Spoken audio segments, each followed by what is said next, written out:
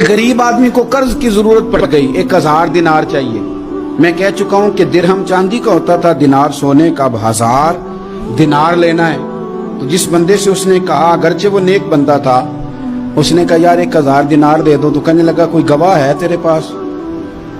वो कहने लगा गरीबों का गवाह कौन होता है? हाँ एक गवाह है। कहा कौन? का मेरा रब, वो तेरे और मेरे बीच गवाह है। उसने कहा कोई कफील, अगर तू पैसे ना दे सके तो वो बाद में दे दे, या तुझे कुछ हो जाए तो वो दे दे। उसने कहा कफील भी मेरा अल्लाह ही है।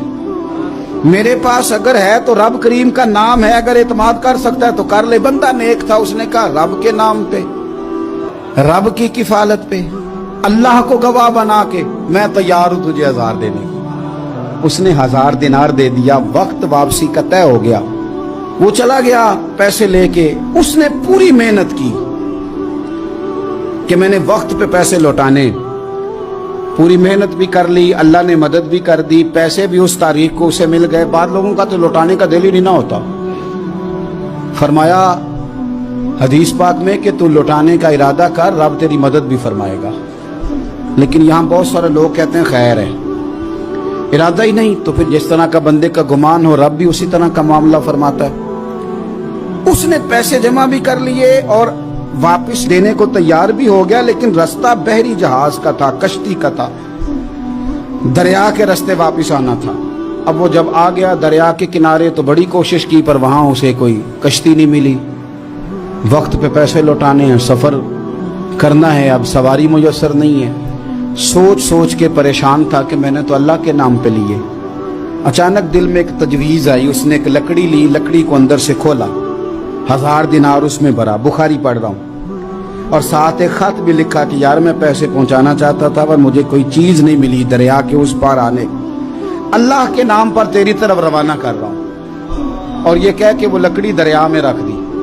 वो लकड़ी डूब गई है, वापस आ गया। वो जिसने पैसे लेने थे वो ऐन मुकर्ररा वक्त पर दरिया किनारे आया।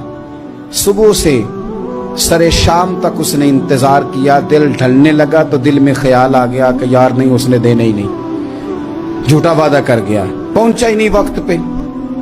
अब जब वापस लौटने लगा तो अचानक दरिया में एक लकड़ी तैरती हुई दिखाई दी। कहने लगा ले जाता हूं, शाम को रोटियां पकाने के काम आएगी, ईंधन बना के जला लूंगा, हंडिया पक जाएगी। लकड़ी उठा के जलाने के लिए घर लाया। गुमान था कि वो नहीं आया वादा करके। अल्लाह को कफील और वकील बना के और गवाह बना के फिर भी नहीं आया। लकड़ी लेके घर गया, बुखारी है। और जब उसको चीरा ना कि मैं इसकी आग जलाऊंगा, खोला तो अंदर से 1000 दिनार भी निकल आया, खत भी निकल आया। अब जरा समझना, उसके दिल में बात किसने डाली कि तू लकड़ी में पैसे डाल दे?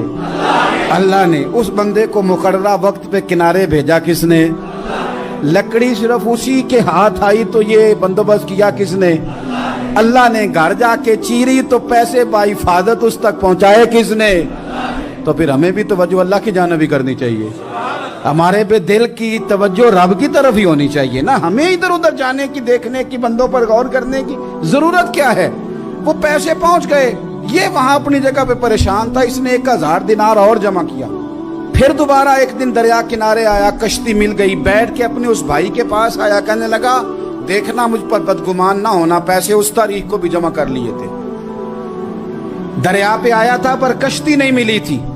फिर मैंने ना लकड़ी में डाल के, खत डाल के तेरी तरफ भेज भी दिए थे, लेकिन आज मैं फिर लेके आ गया हूं। वो कहने लगा खुश हो जा, जिस रब को तूने मेरा और अपना गवाह बनाया था उस रब ने मेरे तक पहुंचा भी दिए हैं।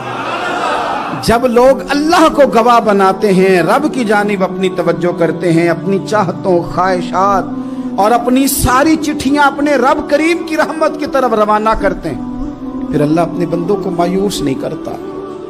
अल्लाह अपने बंदों को नवाज देता है।